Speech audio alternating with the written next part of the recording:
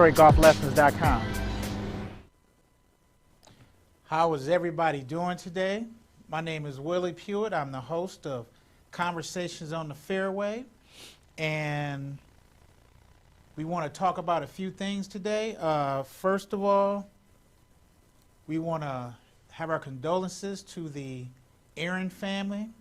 Hank Aaron passed away last week, and he was a legend in baseball. I know growing up as a kid, I had an opportunity to not only meet him, some of my other idols in baseball, I mean some of the greats in baseball, I had an opportunity to meet them. And when you meet someone that has gone through, sports-wise, you know, dealing with racism and dealing with, you know, just the sheer bigotry and racism and the death threats and you know, it's really amazing that only thing he wanted to do was play baseball.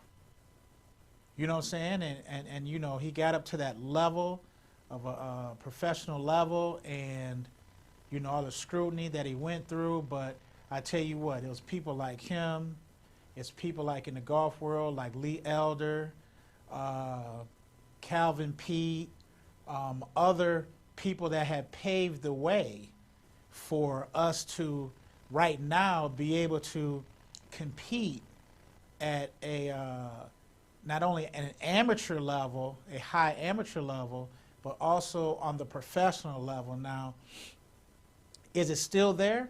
Oh, most definitely. Most definitely that the racism, I mean, not even, you know, on the court, on the golf course, at the baseball stadiums, there's still that you know, level or that tension that is, it's there. It's there, okay? So we just, you know, want to make sure that when one of the greats passes on, that we just remember the pathways that they have. It's almost kind of like being on a bulldozer, and they were making a street or something like that, and they had to cut the trees down. You know, someone had to go in first. Okay, there's always somebody that goes in first, and then paves the way for other people to come in and be able to have the opportunity to live their dream of playing professional sports. And we really, really work hard. We really work hard to, you know, in your profession, rather it's sports or you want to be a teacher, a professor, a scientist, a doctor, a pastor of a church. I mean, you know, there always has to be someone that has to go in first. Okay, and you know, going in first sometimes is really tough. I mean, you know, think about it. Think of the mental strain. You're dealing with the racism in your sport, and then you just want to play. Okay, so you know, we most definitely honor those that come before us, the people that are here right now. Okay, that are battling right now, and you know what I'm saying, we always got to look back to bring someone up. So, you know, today's topic is going to be very, very interesting because today's topic, I'm naming it All In. Okay, Hank Aaron was all in. Calvin Pete was all in. Lee Elder was all in. Tiger Woods is all in, okay? And what I've noticed about a lot of great athletes, okay, you have a couple of different attitudes or how they go about it, you know what I'm saying, to get to that level, okay? But one of the things that really, really separates them from a lot of people are their work ethic, their mental game, how they prepare for either, you know, a golf match or a basketball game, or, it's all in the preparation. But to me, speaking about all those things, I believe your attitude towards what you do to me, is in that top 3. Okay? That's the one thing that's going to separate you as an athlete, because there are a lot of great athletes, okay? No, I'm sorry, let me take that back. There's a lot of good athletes, and there's very few great athletes. And that line between being good, because, say to get into the NBA or to play on the PGA Tour, you have to be really, really good. So basically what happens is that you are better than 95%, well, I could say it in golf, but 95% of the people that are generally playing. When you see these guys on TV playing in golf tournaments, you're seeing the top 1 to 3%. Okay? And that difference between that 1 and that 3% is such a slight, thin line. It's a thin line, okay? But that thin line could be anywhere from making $2 million a year to making $50 million a year. I mean, that line is really, really thin, and really it boils down to performing golf-wise, because I can speak on this, performing at a high level when you need to do it, okay? And all that comes into play when it's your attitude towards what you're doing, okay? So one big thing about athletes, or one big thing about people that are really big in business, or are really good in business, whether you're a pastor, whether you're like I said, an entrepreneur, a lot of people get this mistake of someone being arrogant or someone being confident. Okay? There's a thin line right in that, some people will take their confidence and say that they're arrogant, or some people take their arrogance and say that they're confident. You'll have a lot of people say, like, hey, man, why do you have to be that way? I mean, I can name you people I could tell you Bill Gates. I mean, I could say to you Warren Buffett. I could tell you that anyone that's big in business, now we're not going to put the racial aspect on it yet, but anyone that is number one in their area, they're going to be scrutinized. You know what I'm saying? I'm scrutinized, okay, because of the approach that I take towards it. I'm all in. To me, there's not a plan B. Once you make up your mind on this is what I want to do, then what I need you to do is be all in. Okay, either all in or all out. To me, there's no plan B. Okay, once you find out what your calling is, once you find out or say, hey, you know what, this is what I want to do, this is the area of expertise that I want to be in. Like I say, it may be sports. Like I said, you may be a business person. You might be, a pastor at a church. Once you find out what it is that you want to do, go all in. Study your craft. My biggest thing, I would say my secret to what I do is that I'm a student of the game, and also I'm teachable. Okay? When you're first doing what you're doing, you have to be I'm teachable, and I'm always evolving, because you never want to get stagnant. You never want to just say, hey, I've learned everything, which you never learn anything. I mean, everything. Okay? Because as you're going along, you're learning and you're finding out, even when I think I know, I don't know. It seems like the higher I go up, the more I'm like, man, I didn't even really know that, or I can't believe that I missed that.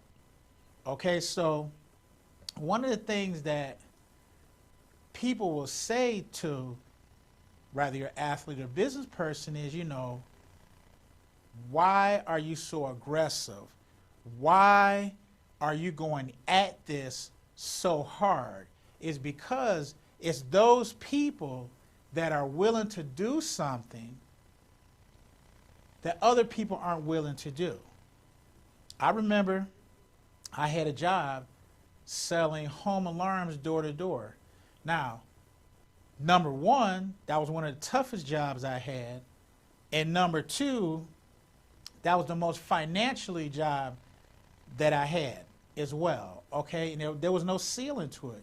You know what I'm saying? So sales, there's no ceiling, okay? If you grind and say, I sold, say 20 alarms that week, you'll get paid. If you don't sell any, you're not going to get paid, okay? So it takes a special type of person to step into that position and say, you know what? Either you're all in or you're all out. I mean, I've seen guys that we were getting ready to go out, and it would be a new hire. They would come there, and then all of a sudden, we'll get ready to leave, and the guy said, listen, I can't even do that. Now, they could have been one of the greatest salesperson ever, but because they saw that we had to physically go out in the field to go do it, they didn't even try. They just quit. Okay, I can't do this. A lot of people get afraid of they're not getting a guaranteed check. Okay, so a lot of people, they'll get a job and everything, and they just want the security. Okay, like if you worked for the big three, you're going to get X amount of dollars an hour, you're going to get your benefits and blah, blah, blah, blah. Okay, that's one level right there. Okay, but I'm the type of person, because it takes a special type of person now, that if it's all on me to go out and sell things, to take care of myself, some people aren't built for that. Okay, they're looking for the guaranteed 40 plus hours a week. I know on Friday I'm going to get this. Okay, my attitude has always been, okay, I'm going to work 40 plus hours, but I'm going to grind and go out there. And there were some weeks that I've made really, really, really good money. Okay, and if you just average it out, I made really good money, but there were some weeks I only made a quarter of what I made, and there were some weeks I made 150% more of what I made before. Okay, so that drove me to go to the next level now. Okay, now I'm a business owner now. So now, once again, nothing is guaranteed, but your investment or going all in, you will reap the benefits of that. Okay, now sometimes what happens, and I was explaining this to someone earlier today, is that when I first got into doing what I'm doing, I created a golf league. Okay, you would come and play once a week. You go out and play 9 holes, and there'd be a bunch of different teams. Okay, so one particular week, we were out playing. I was in the last group. Okay, so we were out playing, and we were on the last hole. We were at the tee box at the beginning, and a friend of mine had just finished his hole. Okay, so we tee off. We hit our balls. And about halfway to the hole, this friend of mine came back. He doubled back and rode up to me and said this to me, and it really kind of threw me off at first because I was playing in a match. Okay, so I wasn't, really prepared for that. So he said to me, "Why are you so aggressive? Why are you, you can't go out there and be this aggressive. Nobody would want to play with you." Now, after I got done finished the hole, we won the match, and I'm driving on the way home, and I'm thinking to myself, I was like, now, he's saying to me, I'm being too aggressive. Aren't you out here? I mean, I'm playing to win. I'm not playing to come in second place. Okay? So, Ricky Bobby said it best. If you don't come in first, you're last. I mean, that is my attitude towards it. So, I was thinking at that time that everybody was thinking like me. Okay? And I quickly found out that that's not the case. Some people come out in the golf league for, whatever your reasoning is. Okay? So my reasoning is I want to win every time. Okay? Now, am I going to win 100% of the time? No. But I'm going to win at a high percentage of the time. Okay? Nobody wins all the time. Okay? But you have to put yourself in position to win. And how you put yourself in position to win is how you prepare. And one of my secrets is that I prepare as if I'm playing. Okay, a lot of people don't do that. Okay, I practice as if I'm playing. So that means that I'm putting an expectation on myself all the time. Okay, I'm willing to do the work that other people are not willing to do. So when you have someone, I know the situations are different, but when you have someone that walks up to you or calls you or send you an email or something, and they say to you, it don't take all that to do what you're doing. This is what I look at it and what I see. They want me to lower my expectations to their expectations. Okay? And I believe I learned this in a psychology class, is that sometimes what happens is you'll push people's buttons. You will push people's limits, okay? And they'll pause and they'll jump back like, oh my goodness, I can't believe that he actually thinks that way. I can't believe that he actually prepares that way. I can't believe, one time, it's a story, to tell you real quick, is that I was at a gas station one time, okay? And the gas prices were kind of high. Okay, so I walk into the gas station and I tell the attendant I want to fill up my car on pump 2. Now what I didn't know is there was a guy behind me that was in line, and he heard me say, I want to fill up my car on pump 2. And he said, hey man, why are you doing that? Well, see, their expectations of what I did, the guy says, I would never fill up my car, that I would only put a half a tank in my car. And a half a tank, you know what I'm saying? I don't like to run back and forth, okay? So when I go to the gas station, generally, I fill up my vehicle. Okay, generally. I don't come, no, especially like if I had the time, I'm going to fill my car up.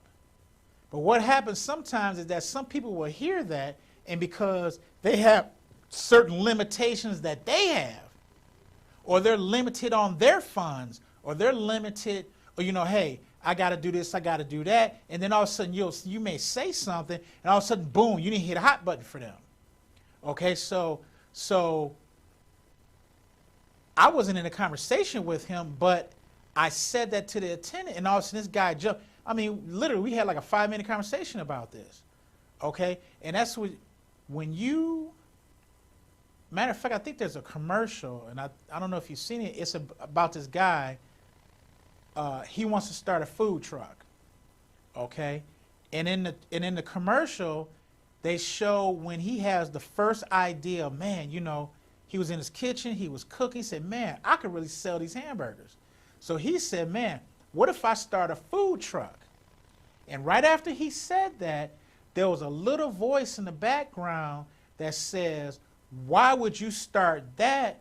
There are already 5 people in the area that's doing what you're doing. Okay, the guy says, no, And he was really having this conversation in his kitchen, saying, you know what, no, you know what I'm saying? I believe that I can do this. Okay, so I take that small voice as like naysayers that say, hey man, there's already 5 people doing that already, so you're not gonna be successful. So they're in this 30-second commercial, they're showing the guy having the progress of he gets his first food truck, okay? So then they showed a shot real quick of his phone and the balance in his bank account, okay? So he didn't have a lot of money to start with, but he had the belief that he could have a great, I believe it was like a gourmet food truck, okay? So he finally, got his truck, he pulls up to a place, and then he parks and he opens up the side of the truck. And all of a sudden you hear there's like 10 people standing there. It's like, oh, another hamburger place? Well, that's 2 times they tried to stop him, okay? He didn't bother with that. He kept moving, okay? So as the commercial's going on, they're showing the guy, I think he started off with, I don't know, say it was like $500 in his account. And then all of a sudden they show he had $2,700 in his account.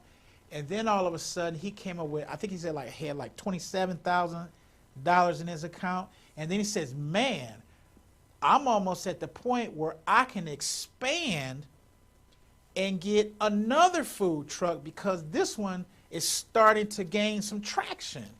Okay? So I found this very amazing that in his little 30-second commercial that they showed this guy from when he started at the beginning to when he was about halfway through to, get his another food truck, and he got to it. I don't remember who did the commercial, but I pay attention to things like that, and it inspired me to say, you know what? What other goals can I set to go higher and higher, okay? So, another situation that happened this weekend, I'm on my computer, I'm doing some work, I'm doing some research, and I get a text from a friend of mine, just out of the clear blue, asking me about a business idea. Him and another friend of mine that I grew up with looking to start another business. Now, I already kind of knew, he is a business-minded person, but what threw me off was that he sent me this text. So I say to people all the time, you never know who's watching you. You never know who's looking at you. Okay? You never, ever know. Okay? So this friend of mine, like I said, I grew up with him, but I never thought that he would like to get into this type of business that he sent a text to me. Okay? I never thought that he would. But apparently, he has seen enough of what I'm doing to believe that, you know what? I need to pair up with Will. I need to pair up with him and another person, okay? Because we pull our money together, we can do something together. Okay, so I'm going to say that was not an eye-opener to me. That's a testimony for me to say to keep doing what you're doing. People are looking. People are paying attention to you. Like I say to people on social media, you think, this is just an example, right? If you post something about, say, your child turned 10 or 12 or whatever, they had a birthday, and you put up some nice pics for their birthday, man, you might get 100 likes, man. You might get 200 likes, okay, saying happy birthday to your baby and all that. But the minute that you put up, hey, I'm going to start this little business over here, you might get 5 likes. Now, I kind of take that sometimes as, are people just saying you don't need all that? Why are you going that route? You know what I'm saying? If you know my story, I left the big three to do what I'm doing right now. Okay? Because I felt that I can make just as much money as I'm making, or I can make more. No, I knew I can make more money. Okay? Money wasn't really the driving force. The driving force was this right here. I want a better quality of life. Okay? Working in a factory, in my opinion, I can't speak for anyone else, takes the life out of you. Okay?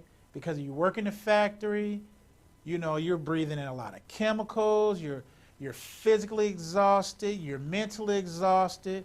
You give them 25, 30 years of your life, and then when you retire, you're so tired that you don't want to do what you really want to do. So I said to myself, I am not going to be 75 years old sitting in a chair saying, what if I went all in on this idea? Okay? I'm going to give this real quick suggestion to young people. Okay? When I say young people, I did this to my son. He's 15, but to young people, I mean, I know right when we got a pandemic going on right now. I mean, you know, right now might not be the best time, or you can find a way to talk to people or like whatever. But where I used to live at was right across the street was a retirement home. Okay? So one morning I was going to the mailbox and I, you know, looked across the street and I kept seeing, some of the windows were facing, my house, and I would see the same people sitting in the windows. Okay? So what I said was to myself, I'm going to volunteer my time and I'm going to go over to this retirement home and I'm going to visit with those 3 particular people that I would see all the time looking out their window. I'm thinking, I don't want to be their age in a retirement home and no one coming to visit me. That's what I felt. Okay, so I went on in and got permission and I pointed out to them, I said, these particular people I see all the time. So one day I went in, volunteered my time just to, whatever they needed done. If they needed some mailed or they needed something from the store or, anything that I can help them out. So I go to this retirement home one day and I start talking to the people in there. And I'm going to tell you one thing that was the same throughout when I was speaking to people is they would say, I wish I would have stepped out and did X, Y, Z. I wish I would have just said, you know what? I believe that I can do this, and then step out and do it. Okay? And in those conversations, I learned at that moment right there, I don't want to get to that age and have regrets. I don't want to get to that age and say, all of a sudden say, man, you know what? I made a good living over here, but I never did what I wanted to do. I never did step out there and see what if I would have done this. I don't want to be that way. I don't want to get to the age of 75 and 80 years old and saying, man, I wish I would have stepped out on that. I wish, you get that small little nudge like, come on, let's go do this. No, I don't want to do it, man, because, I got a mortgage. No, I don't want to do it because of the health benefits. No, I want to do it if you're married and, my wife's going to get upset with me because, she don't have that certainty I'm going to get that check every week. No, I don't want to go out there and do this and, I don't have the guarantees of X, Y, and Z and blah. You know what? That's the difference between, there are so many people that are that have passed on, that have been given great ideas. I mean, wonderful, great ideas. Okay? And they never stepped out and said, hey, you know what? I'm going to step out and do this. I'm going to step out and do that. And I'm going to say this is the one thing right here that I do with my children. I ask them all the time, you want to find out what your children want to do? This is what I did. Okay, I can't say this is what everybody else should do. This is what I did. I carefully listen to what my children talk about. Okay, you say, well, that's silly. Listen, no. You need to listen to what your children are saying. So, just giving this really short example right here. I'm speaking to my middle daughter. And I asked her, matter of fact, it was last night. I asked her again. I asked her, I said, no, I'm sorry, she came up to me and said, hey, Dad, I'm going to have an opportunity to do some things for Career Day. I said, oh, really? And she said, like, yeah. And I said, well, I think I know what you want to do, but why don't you tell me what you want to do? And she said, I love to paint and I love to make desserts. Now, at that moment, what I did was I said to my daughter, this is what I want you to do. She's 12 years old. This is what I want you to do. I want you to write down on a piece of paper what you just told me. So she wrote down on a piece of paper that she loves to paint and she loves to make desserts. Cakes, pies, all kinds of desserts, right? She loved to make those desserts. So I asked her to write that down on a piece of paper. Okay? Then what I did was, I had to write it down on a 11 by 14 piece of paper. Okay?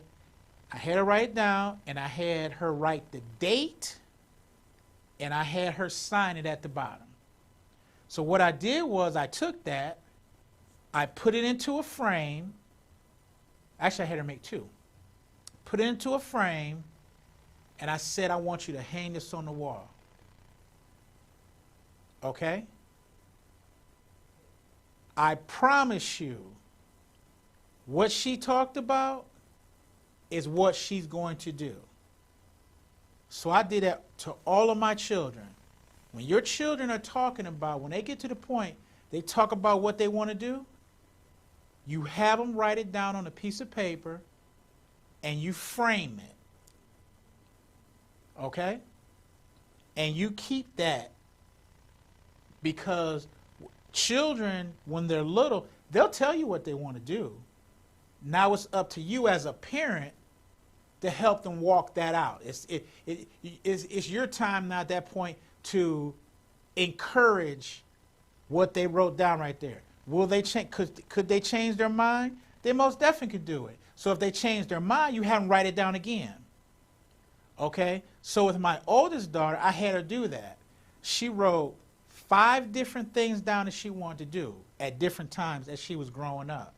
The one thing I found, from 1 to 5, she ended up doing the first one that she wrote.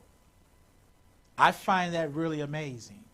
Okay, so what I'm saying to you is that as a parent, you can either, and I don't care how crazy, whatever they say to you, whatever it is that they say to you, you have them write down, put it into a frame. Okay? It's your job to support them at that point. It's your job to go out and find out, like my daughter wants to be a baker, okay? Or, okay, so I know that there's a couple of particular colleges that have culinary arts programs. You start help guiding them towards that. But you have to remember now, they may go left. Okay? But what I found out is that whatever they said first, that's exactly what their passion is. And it's your job as a parent at that point, rather you know about it, you don't know about it, you like it, you don't like it. Well, I think they should have a plan B. Anytime I have a parent that I'm speaking to and their children, they love golf, but at the same time say, hey man, my son came to me and said, hey, he wants to do all this stuff on YouTube and stuff like that. I tell them, because they'll listen to me faster, they're going to listen to you. I tell them, you need to encourage that. You need to nourish that. Okay? He's young. He doesn't have a family to raise right now. He can go all in. I mean, that's the best all in situation right there. Okay? Encourage him. No, he needs a plan B. No, he don't. You need to put all your backing behind him at that point. Okay? Don't try to. What happened is that parents have killed that dream and say, no, you're going to do what I did. You're going to get a job in the factory and blah, blah, blah, blah. They don't want to do that. And they're not going to want to go to work. They're a bum. They don't want to do anything. No, that's not true. You messed it up because of your view. You can't look at your view. You have to encourage them no matter how crazy it sounds. You have to encourage that because that's where their happiness is going to be at. That's their passion is going to be at. And as a parent, once you find out what they want to do, give them everything that you can do. You help them out to get to where they're going to be, because if they find that passion early in life, okay, just like we talked about the great athletes, a lot of them, that the high percentage of them that are really, really great athletes, they started when they were young. I know in golf, I'm not saying that it can't happen.